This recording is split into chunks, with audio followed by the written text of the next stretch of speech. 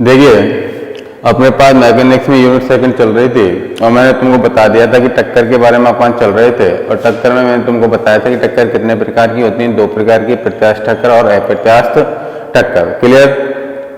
प्रत्यास्थ टक्कर मैंने पूरी करवा दी थी। प्रत्यास्थ टक्कर क्या होती है, जिसमें संवेग संरक्षण नियम तथा ऊर्जा संरक्षण नियम दोनों का क्या होता हो, पालन होता हो। तो ऐसी टक्कर को अपन कौन सी टक्कर बोलते हैं, प्रत्यास्थ टक्कर बोलते हैं। प्रत्यास्थ टक्कर मैंने प्रयोगशाला निर्देश तंत्र में भी करवा दी थी और जो द्रव्यमान निर्देश तंत्र है उसके भी बारे में मैंने तुमको भी बता दिया था। प्रयोगशाला निर्देश तंत्र में होती है तो एक द्रव्यमान केंद्र निर्देश तंत्र में होती है क्या, प्रत्यास्थ टक्कर। क्लियर। और अप्रत्यास्थ टक्कर भी द्रव्यमान केंद्र निर्देश तंत्र में होती है और प्रयोगशाला निर्देश तंत्र में भी होती है। क्लियर। तो प्रत्यास्थ टक्कर के लिए मैंने दोनों निर्देश तंत्रों में बता दिया था। क्लियर। डेरिवेशन भी सिद्ध करवा दिए थे। आज अपने पास आती है कि अप्रत्यास्थ टक्कर क्या होती है, किसमें, प्रयोगशाला निर्देश तंत्र में और द्रव्यमान केंद्र निर्देश तंत्र। क्लियर। कि अप्रत्यास्थ टक्कर तो अपन देखिए, अप्रत्यास्थ टक्कर में क्या होता है कि ऐसी टक्कर जिसमें संवेग संरक्षण नियम का तो पालन होता हो लेकिन ऊर्जा संरक्षण नियम का पालन नहीं हो, तो ऐसी टक्कर क्या कहलाती है, अप्रत्यास्थ टक्कर कहलाती है। क्लियर सभी को। प्रत्यास्थ टक्कर में तो दोनों नियमों का पालन हो रहा था, संवेग संरक्षण नियम का और ऊर्जा संरक्षण नियम का। क्लियर। और जो अपने पास अप्रत्यास्थ टक्कर है उसमें संवेग संरक्षण नियम की पालन होता है लेकिन ऊर्जा संरक्षण नियम का पालन नहीं होता है, तो वो ऐसी टक्कर क्या कहलाती है, अप्रत्यास्थ टक्कर कहलाती है। अप्रत्यास्थ टक्कर में भी अपन प्रयोगशाला निर्देश तंत्र में डेरिवेशन सिद्ध करेंगे और जो अपने पास द्रव्यमान केंद्र निर्देश तंत्र है उसके भी अपन डेरिवेशन सिद्ध करेंगे जैसे अपन ने प्रत्यास्थ टक्कर में किया था। क्लियर। तो हेडिंग डालिए कि अप्रत्यास्थ टक्कर,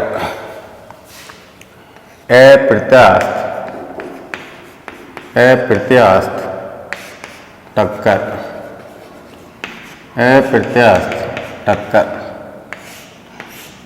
लिखिए इसमें ऐसी टक्कर, ऐसी टक्कर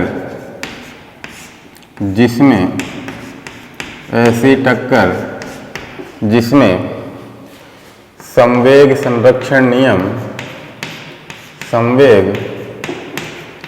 संरक्षण, ऐसी टक्कर जिसमें संवेग संरक्षण नियम का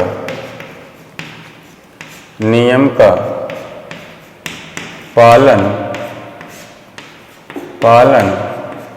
होता है लेकिन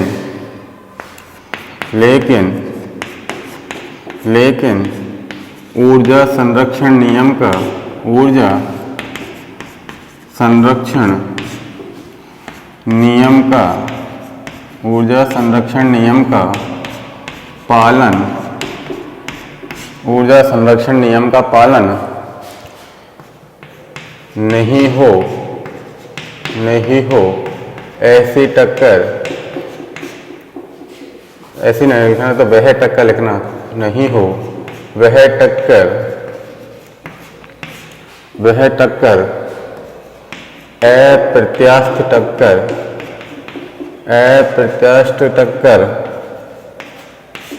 कहलाती है। अप्रत्यास्थ टक्कर कहलाती है। अब इसमें पहला डालिए प्रयोगशाला निर्देश तंत्र, प्रयोगशाला निर्देश तंत्र, प्रयोगशाला निर्देश तंत्र। कि प्रयोगशाला निर्देश तंत्र में अप्रत्यास्थ टक्कर क्या होती है। लिखिए, माना m1 व m2 द्रव्यमान के, माना m1 व m2 द्रव्यमान के, माना m1 व m2 द्रव्यमान के दो कण, माना m1 व m2 द्रव्यमान के दो कण प्रारंभिक वेग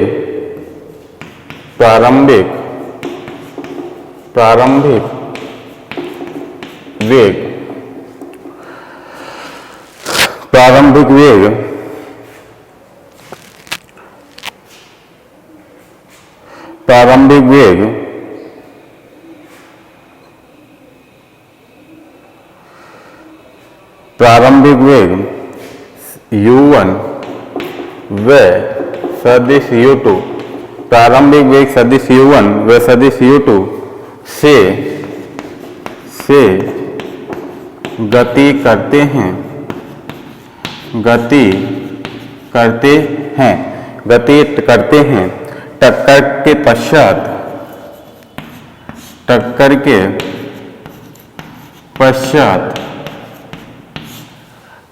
के पश्चात दोनों कण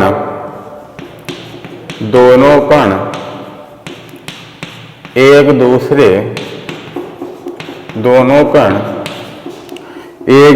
से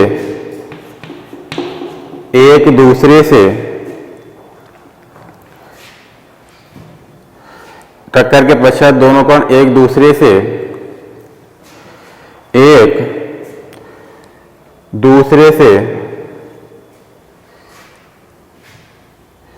टक्कर के पश्चात दोनों कण एक दूसरे से संबंध हो जाते हैं, संबंध हो जाते हैं। क्या कहोगे कि माना m1 व m2 द्रव्यमान के दो कण प्रारंभिक वेग सदिश u1 व सदिश u2 से गति करते हैं, टक्कर के पश्चात दोनों कण एक दूसरे से संबंध हो जाते हैं। क्लियर? तो नीचे लिखिए, एक फिगर बना लेना इसमें, वही m1 और m2 क्या हो जाएंगे, m1 व m2, इसका वेग कितना हो जाएगा सदिश u1 और इसका सदिश कितना हो जाएगा सदिश u2। क्लियर?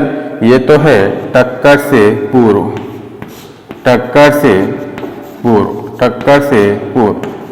और इधर साइड बना लेना, ये m1 है, ये m2 है, और इसका जो वेग होगा वो सदिश v। तो नीचे लिख लेना टक्कर के पश्चात।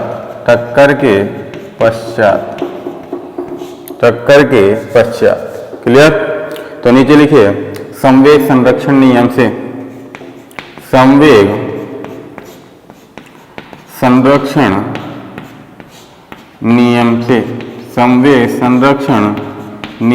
तो संवेग संरक्षण नियम से क्या हो जाएगा कि टक्कर से पहले प्लस बराबर क्या आ जाएगा अपने पास टक्कर से पश्चात, तो कितना है m1 प्लस m2 और इनटू में क्या है v, क्या है v, कि भाई टक्कर से पूर्व का संवेग कुल संवेग और टक्कर के पश्चात का कुल संवेग दोनों इक्वल होते हैं। पहले बता दिया था भाई संवेग संरक्षण नियम क्या होता है कि टक्कर से पूर्व का कुल संवेग और टक्कर के पश्चात का कुल संवेग क्या होता है, इक्वल होता है या संरक्षित रहता है।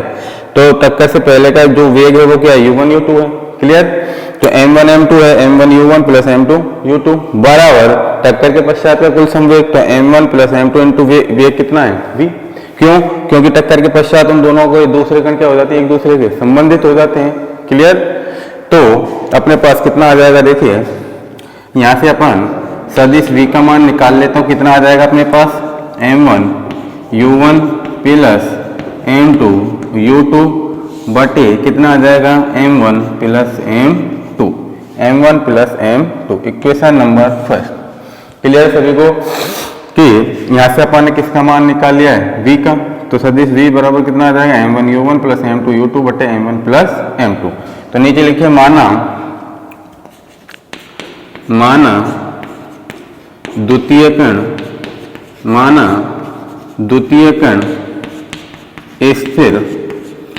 द्वितीय कण स्थिर है, तो u2 बराबर क्या होगा, जीरो। क्या होगा, जीरो। क्यों? क्योंकि द्वितीय कण क्या है, स्थिर है, तो स्थिर अवस्था में उसका मान कितना होता है, जीरो। तो u2 बराबर कितना हो जाएगा, जीरो। वह उसका वेग कितना हो जाएगा, जीरो हो जाएगा, द्वितीय कण के स्थिर अवस्था में है। तो m2 वाला पद तो ये क्या हो गया, जीरो। तो खाली अपने पास क्या बचा, सदिश v बराबर m1 u1 अपॉन कितना बच गया, m1 plus m2, m1 plus m2। Clear सभी को? चलिए नीचे लिखिए, टक्कर से पूर्व गतिज ऊर्जा, टक्कर से पूर्व टक्कर से पूर्व गतिज ऊर्जा, टक्कर से पूर्व गतिज ऊर्जा कितनी हो जाएगी अपने पास, के बराबर टक्कर से पूर्व 1/2 m1 u1 square. Kinetic energy क्या होती है, 1/2 mv² होती है कि नहीं होती है, तो उसका वेग प्रारंभ में क्या है, u1 है, तो अपने पास गतिज ऊर्जा क्या हो जाएगी, k बराबर 1/2 m1 u1 square. Clear. v के स्थान पर क्या हुआ है, u, क्यों, क्योंकि टक्कर से पूर्व का वेग क्या माना है अपन ने, u1 और u2। क्लियर सभी को। चलिए नीचे लिखिए टक्कर के पश्चात, टक्कर के पश्चात गतिज ऊर्जा के बराबर कितनी हो जाएगी, टक्कर के पश्चात अपने पास वेग क्या माना है पानी, और उसका कितना हो जाता है, इसको के डैश लिख लेता हूं, के डैश, क्योंकि टक्कर से पूर्व तो मैंने क्या ले लिया के, और टक्कर के पश्चात क्या ले लिया, के डैश। तो अपने पास उसकी कितनी हो जाएगी, 1/2, और उसका मान कितना था अपने पास, m का, m1 और m2, कोष्टक में m1 प्लस m2, और उसका वेग कितना था अपने पास, v, तो कितना हो जाएगा, v²। क्लियर। क्योंकि भाई काइनेटिक एनर्जी क्या होती है, 1/2 तो टक्कर से पूर्व गतिज ऊर्जा तो k बराबर 1/2 m1 u1 स्क्वायर होगी नहीं हुई, तो टक्कर के पश्चात जो गतिज ऊर्जा होगी k डैश बराबर 1/2, m का मान कितना है, वहां पर दोनों कण क्या हो जाते हैं, एक दूसरे से संबंधित हो जाते हैं, तो m1 प्लस m2, और इनटू उसका वेग क्या माना था टक्कर के पश्चात, v, तो v²। क्लियर है सभी को। चले तो नीचे लिखिए, तो k डैश अपॉन k, तो k डैश अपॉन k मान निकाल लेंगे, तो k डैश का मान कितना है अपने पास, 1/2 m1 plus m2 into v² upon k का मान कितना है, 1/2 m1 u1 square, 1/2 m1 u1 square. तो 1/2 से 1/2 कैंसिल हो गया, तो अपने पास k डैश अपॉन k बराबर कितना आ गया, m1 plus m2 into v² upon m1 u1 square, m1 u1 square. तो अब देखिए इसमें से मैं m1 plus m2 upon m1 u1 square क्या ले लेता हूं, बाहर, क्या ले लेता हूं, बाहर, तो अपने पास पद क्या बचेगा, देखिए k डैश अपॉन k बराबर, तो देखिए अपने पास क्या बचेगा, m1 प्लस m2 अपॉन और m1 u1 स्क्वायर, और कोष्टक में अपने पास क्या बचेगा, m1 u1 स्क्वायर अपॉन कितना रह जाएगा, m1 प्लस m2 का होल स्क्वायर, कितना रह जाएगा, m1 plus m2 upon m1 u1 square, तो m1 u1 square upon m1 plus m2 का होल स्क्वायर। क्लियर। क्यों कि m1 u1 square upon m1 m2 को किससे क्या कर दिया, गुना कर दिया है, तो वो क्या बन जाएगा अपने पास, होल वर्ग। तो अपने पास कितना आ जाएगा, देखिए k डैश अपॉन k बराबर कितना बच जाएगा, देखिए m1 प्लस m2 अपॉन कितना रह जाएगा, m1 u1 स्क्वायर, और इनटू कितना रह जाएगा अपने पास, देखिए m1 square u1 square upon कितना रह जाएगा अपने पास, ये m1 u1 है, तो अपने पास कितना रह जाएगा, m1 प्लस m2 का स्क्वायर, तो अपने पास कितना आ जाएगा, देखिए इससे ये पद कैंसिल, एक घात से ये एक घात कैंसिल, तो अपने पास कितना रह जाएगा, k डैश अपॉन k बराबर कितना रह गया अपने पास, देखिए m1 रह गया ऊपर खाली, m1 रह गया नहीं रहा, क्योंकि भाई m1 स्क्वायर है और ये क्या है m1, तो एक घात से तो एक घात कैंसिल होगी, तो ऊपर क्या बच जाएगा m1, और u1 स्क्वायर से u1 स्क्वायर कैंसिल हो गया, इसकी एक घात ये कैंसिल हो गई, तो क्या बच गया अपने पास m1 अपॉन कितना रह गया नीचे, m1 plus m2, m1 upon m1 plus m2, और ये मान किससे छोटा होता है, 1 से, किससे छोटा होता है, 1 से, तो नीचे लिख देना k dash upon k less than 1। Clear. तो अर्थात हम कह सकते हैं कि k dash less than k dash less than k। तो नीचे लिखिए, अतः अप्रत्यास्थ टक्कर में, अतः अप्रत्यास्थ टक्कर में, अतः अप्रत्यास्थ टक्कर में, अतः अप्रत्यास्थ टक्कर में टक्कर के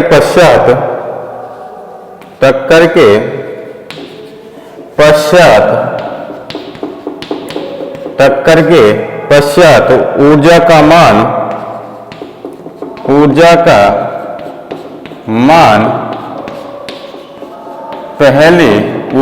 मान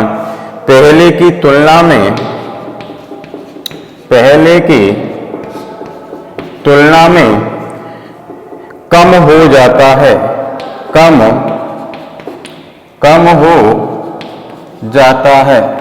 हो जाता है। तो अर्थात ऊर्जा की हानि होती है, अर्थात ऊर्जा की हानि होती है। नोट डाउन करिए।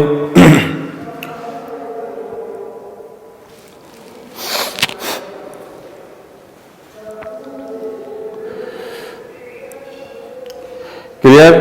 तो देखिए मैंने क्या बताया है कि अप्रत्यास्थ टक्कर में क्या होता है कि संवेग संरक्षण नियम का पालन होता है लेकिन ऊर्जा संरक्षण नियम का पालन नहीं होता है, तो वो टक्कर क्या कहलाती है? अप्रत्यास्थ टक्कर कहलाती है। अपन ने दो कण ले लिए m1 m2 द्रव्यमान के, तो टक्कर से पूर्व का वेग अपन ने u1 u2 ले लिया, टक्कर के पश्चात उसका कुल संवेग क्या ले लिया? v। क्यों?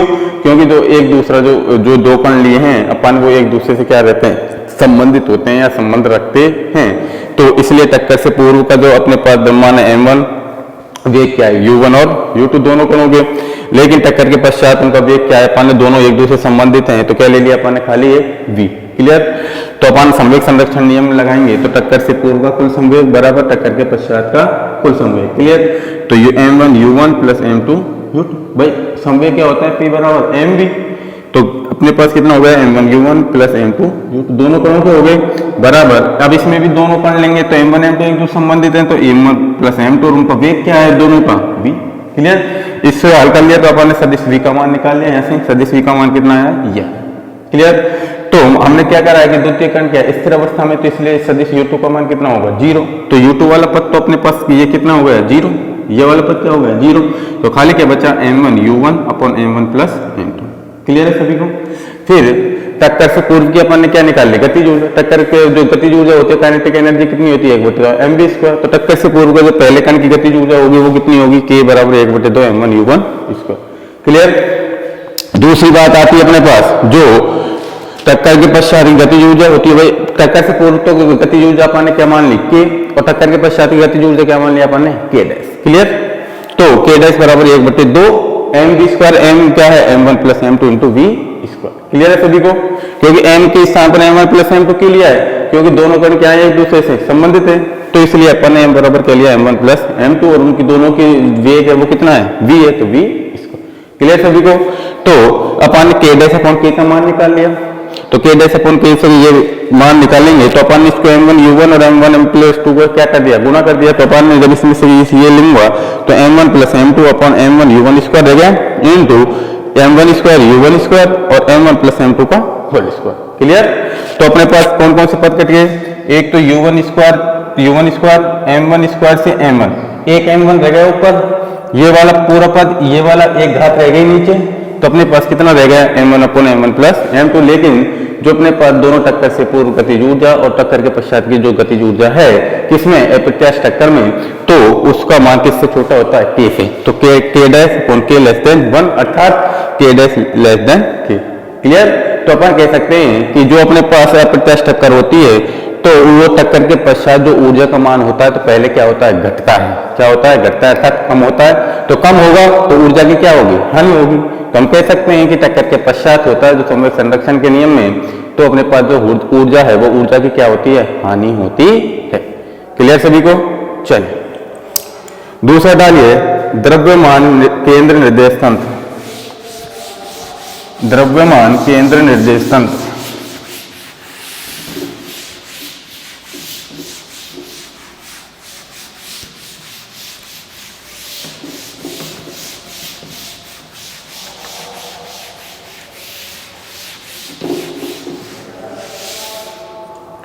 अगला डालिए, द्रव्यमान केंद्र निर्देश तंत्र। द्रव्यमान केंद्र निर्देश तंत्र, द्रव्यमान केंद्र निर्देश तंत्र। अब अपन अप्रत्यास्थ टक्कर किसमें ज्ञात करेंगे? द्रव्यमान केंद्र निर्देश तंत्र में। क्लियर? तो इसमें लिखिए माना द्रव्यमान केंद्र निर्देश तंत्र में माना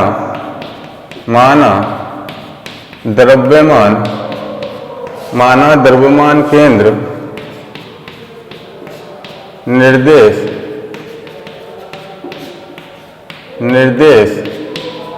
तंत्र में, माना द्रव्यमान केंद्र निर्देश तंत्र में टक्कर से पूर्व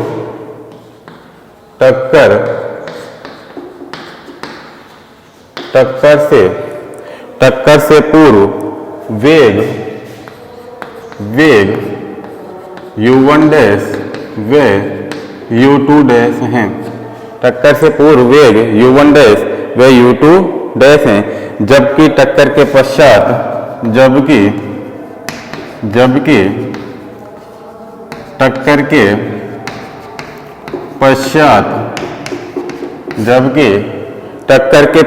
वेग v1 डैश व v2 डैश हैं। टक्कर के पश्चात वेग v1 डैश व v2 डैश हैं। तो नीचे लिखिए द्रव्यमान केंद्र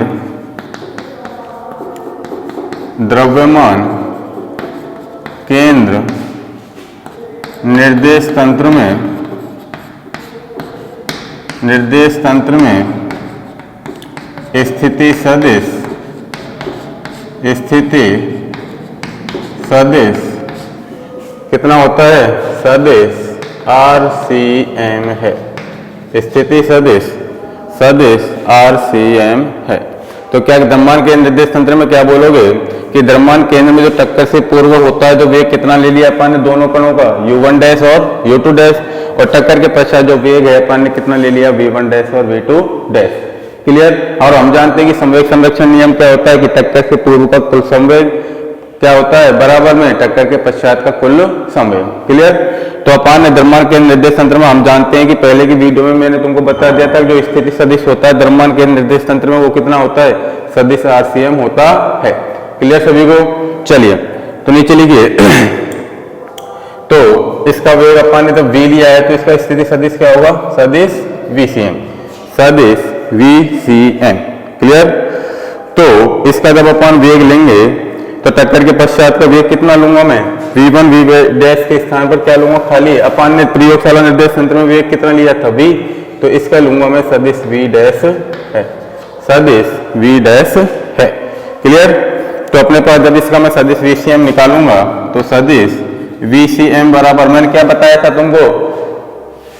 VCM का RCM का मान जो मैंने तुमको निकलवाया था कितना निकलवाया था? सदिश M1 RI plus M2 RI निकलवाया था, नहीं निकलवाया था? पिछले की वीडियो में देखना कि जब मैंने स्थिति सदिश निकलवाया था जब। तो नीचे लिखिए द्रव्यमान केंद्र का वेग, अरे पूरे नीचे लिख लेना द्रव्यमान केंद्र का वेग सदिश VCM है। तो सदिश VCM का मान मैं निकालूंगा तो कितना हो जाएगा अपने पास?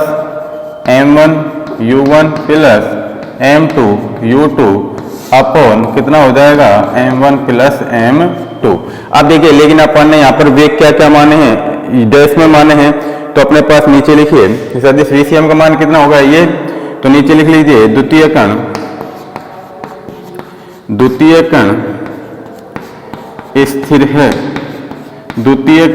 स्थिर है तो u2 बराबर क्या होगा? 0। कितना होगा? u2 बराबर 0। तो अपने पास सदिश VCM बराबर कितना आ जाएगा? M1 U1 upon M1 plus M2 equation number first. अब इसमें क्या लगा देंगे अपन? वेग रूपांतरण समीकरण। वेग रूपांतरण से तो वेग रूपांतरण अपने पास कितना होता है? v डैश बराबर स्मॉल v और माइनस कितना होता है? Capital V। तो अब यहाँ से अपन किस किस के मान निकालने हैं? u1 डैश का। तो u1 डैश बराबर कितना आ जाएगा अपने पास? कितना आ जाएगा? u1 डैश का मान कितना आ जाएगा अपने पास? ये तो अपने पास u1 माइनस कैपिटल V कितना आ जाएगा कैपिटल V। इसी प्रकार सदिश u2 डैश का निकाल लूंगा तो कितना आ जाएगा सदिश u2 minus capital V capital V। इसका इक्वेशन नंबर तुम फर्स्ट डाल दिया, इसके नाम सेकंड और इसका इक्वेशन नंबर थर्ड। तो नीचे लिखिए समीकरण समीकरण 1 व 2 से समीकरण 1 व 2 से तो समीकरण 1 ये है सदिश VCM और 2 क्या है u1 डैश है। तो अपने पास नीचे लिखिए तो u1 डैश बराबर u1 डैश का मान कितना आ जाएगा u1 minus m1 u1 upon कितना आ जाएगा m1 plus m2 m1 plus m2। तो अपने पास u1 डैश बराबर कितना आ जाएगा, इसमें से जब मैं लघुत्तम ले लूंगा कितना ले लूंगा m1 प्लस m2 मैंने क्या ले लिया लघुत्तम ले लिया अपन इसमें से। तो अपने पास कितना रह गया m1 u1 plus m2 u2, यही तो रह गया अपने पास m1 u1 plus m2 u2 minus कितना रह गया m1 सदिश u1, यही तो रह गया। तो अपने पास कितना आ जाएगा देखिए इसका मान कितना आ जाएगा सदिश u1 डैश बराबर कितना आ जाएगा अपने पास m2 कितना आ जाएगा m2 सदिश u1 अपॉन कितना रह जाएगा m1 plus m2 m1 plus m2। Clear. इसका इक्वेशन नंबर 4 डाल देना, इक्वेशन नंबर 4। अब नीचे लिखिए समीकरण 1 व 3 से समीकरण 1 व 3 से नोट डाउन करिए यहाँ तक।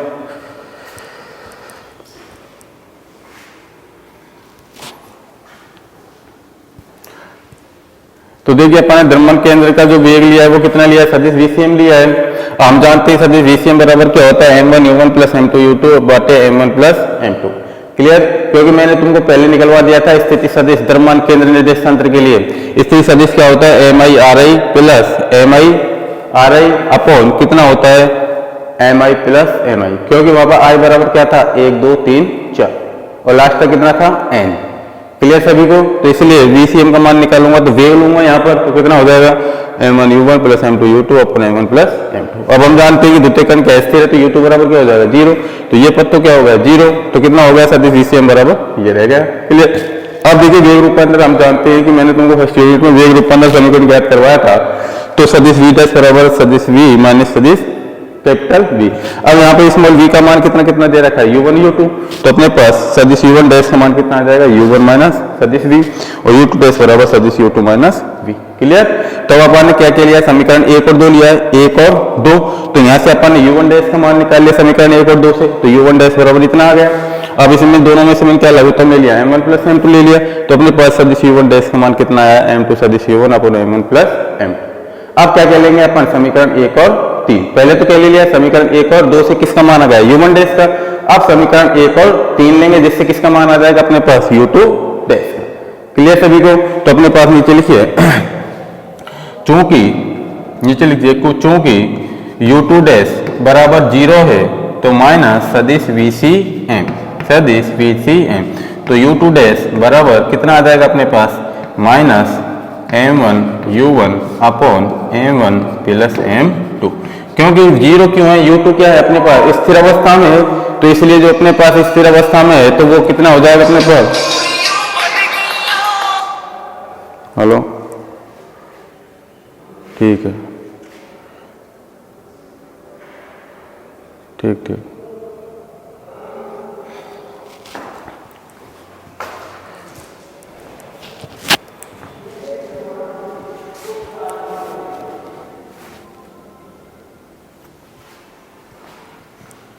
तो u2 डैश बराबर minus m1 u1 upon m1 plus m2। इसका इक्वेशन नंबर 5 डाल देना, इक्वेशन नंबर 5। तो नीचे लिखिए संवेग संरक्षण नियम से संवेग संरक्षण नियम से संवेग संरक्षण नियम से संवेग संरक्षण नियम से। अब इसमें अपन तो देखिए अपन इसमें संवेग संरक्षण नियम और लगाएंगे, क्योंकि देखिए समीकरण 1 और 3 से अपन u2 डैश का मान कितना निकाला u2 डैश बराबर minus m1 u1 upon m1 m1 plus m2। क्यों? क्योंकि देखिए U2 डैश देखिए समीकरण 3 देखिए U2 डैश बराबर सदिश U2 माइनस सदिश V है या नहीं? तो U2 तो अपने पास जानते हैं कि द्वितीय कण क्या है, स्थिर अवस्था में तो U2 बराबर तो 0 हो गया, तो अपने पास U2 डैश बराबर 0 माइनस V का मान कितना होगा, V क्या माना है अपन ने, सदिश VCM, तो माइनस VCM। तो समीकरण 1 देखिए सदिश VCM बराबर ये है, भेज दिया मैंने, हाँ भेज दिया मैंने, को क्लास में हूं मैं। तो देखिए तो द्वितीय कण स्थिर है तो U2 बराबर 0, तो सदिश VCM बराबर ये है, तो अपन देखिए U2 डैश बराबर 0 माइनस VCM हो गया। अब देखिए VCM बराबर क्या दे रखा है अपन ने समीकरण 1 में, M1U1 अपन M1 प्लस M2 दे रखा नहीं दे रखा, तो 0 माइनस VCM, तो 0 तो जो होगा तो रहेगा, लेकिन माइनस का चिन्ह माइनस रहेगा, और M1U1 अपन M1 प्लस, क्लियर? तो U2 डैश का मान ये आ गया। अब नीचे लिखिए संवेग संरक्षण नियम से, तो संवेग संरक्षण नियम से अपन जब इसमें लगाएंगे तो कितना हो जाएगा, संवेग संरक्षण नियम से टक्कर से पूर्व का वेग और टक्कर के पश्चात का वेग, तो कितना हो जाएगा, देखिए टक्कर के पूर्व क्या माना है, U1 dash plus U2 dash वेग माना है, तो अपने पास कितना हो जाएगा संवेग M1 U1 dash plus M2 U2 dash बराबर कितना आ जाएगा, टक्कर के पश्चात अपन ने वेग क्या माना है, सदिश VCM माना है, तो अपने पास कितना हो जाएगा M1 प्लस M2। अब देखिए इसका मान अपन ने क्या माना V, तो कितना हो जाएगा V डैश, क्यों कि देखिए टक्कर से पूर्व का वेग क्या माना, U1 dash plus U2 dash है, दोनों कण लिए हैं, उनका वेग कितना है U1 U2 डैश, और टक्कर के पश्चात का वेग क्या माना है, टोटल सदिश V डैश, क्लियर? तो टक्कर से पूर्व का संवेग कितना हो जाएगा, संवेग P बराबर क्या होता है mv, तो अपने पास कितना हो गया M1 U1 dash plus M2 U2 dash बराबर टक्कर के पश्चात का संवेग कितना हो गया M1 प्लस M2 इंटू सदिश V डैश, क्लियर? अब अपन यहाँ से मान निकाल लेंगे तो अपने पास कितना आ जाएगा M1, अब U1 डैश का मान अपने पास कितना है, यह है, तो U1 डैश का मान लिख देंगे M2 सदिश U1 upon M1 plus M2। अब देखिए M2 U2 डैश है, तो U2 डैश का मान कितना है अपन को माइनस में, तो इस प्लस के स्थान पर क्या हो जाएगा माइनस M2 U2 डैश का मान कितना है M1 U1 upon M1 plus M2 clear? बराबर ये कितना रहेगा अपने पास M1 प्लस M2 और कितना है V डैश, क्लियर? तो अपने पास कितना आ जाएगा यहाँ से, तो अपने पास आ जाएगा M1 प्लस M2 और कितना आ जाएगा इंटू V डैश बराबर 0, तो इसलिए V डैश बराबर कितना आ गया 0। तो नीचे लिख दीजिए अतः द्रव्यमान केंद्र निर्देश तंत्र, द्रव्यमान केंद्र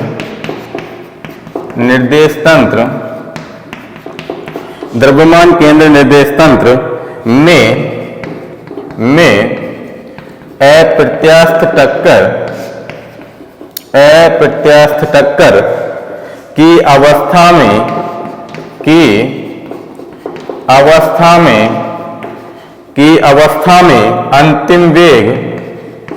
अंतिम वेग शून्य हो जाता है, क्लियर?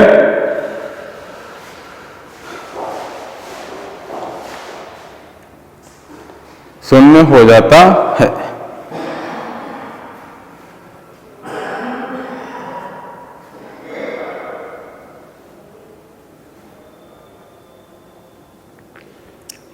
क्लियर है? तो अप्रत्यास्थ टक्कर तुम्हारे प्रयोगशाला निर्देश तंत्र में भी क्लियर हो गई और द्रव्यमान केंद्र निर्देश तंत्र में भी क्लियर हो गई है, क्लियर? अब देखिए इस यूनिट में एक दो टॉपिक और बचे हैं, उनको करवा के अगली वीडियो में इस यूनिट को फिनिश करवा देंगे, क्लियर? तो देखिए द्रव्यमान केंद्र निर्देश तंत्र में तो यहाँ तक तो मैंने तुमको समझाई दिया था, समीकरण 1 और 3 से अपन U2 डैश। अब देखिए संवेग संरक्षण नियम लगाएंगे जब इसमें, तो टक्कर से पूर्व का कुल संवेग बराबर टक्कर के पश्चात का कुल संवेग, तो इसमें अपन ने U1 डैश और U2 डैश के मान रख लिए कि नहीं रख लिए। तो अपने पास देखिए जो M1 प्लस M2 सदिश V जो V डैश का मान आएगा वो इनके इक्वल कितना आ जाएगा 0, कितना आ जाएगा 0, क्योंकि द्वितीय कण क्या है अपने पास स्थिर अवस्था में है, क्या है स्थिर अवस्था में। तो इनका मान तो कितना आ जाएगा, जब अपन मैं इसको भीतर मल्टीप्लाई करूंगा तो ये दोनों तो पद क्या हो जाएंगे, कैंसिल, इनका मान कितना हो जाएगा 0। तो m1 प्लस m2 सदिश v डैश का मान कितना आ जाएगा 0, और v डैश बराबर जब 0 बटे m1 प्लस m2 करूंगा, m1 प्लस m2 को दूसरे पक्ष में लेके जाऊंगा बटे के रूप में, तो कितना हो जाएगा वो 0। तो सदिश v डैश बराबर कितना आ गया 0। तो हम कह कर सकते हैं कि जो द्रव्यमान के निर्देश तंत्र है उसमें अप्रत्यास्थ टक्कर की अवस्था में जो वेग होता है वो कितना होता है, 0 होता है। क्लियर। इन दोनों निर्देश तंत्रों में अप्रत्यास्थ टक्कर में एक बार अपने हाथों से निकाल लेना। क्लियर। चलिए अब इससे आगे जो एक दो टॉपिक बचे हैं इस यूनिट में उसको अपन अगली वीडियो में कंटिन्यू करेंगे।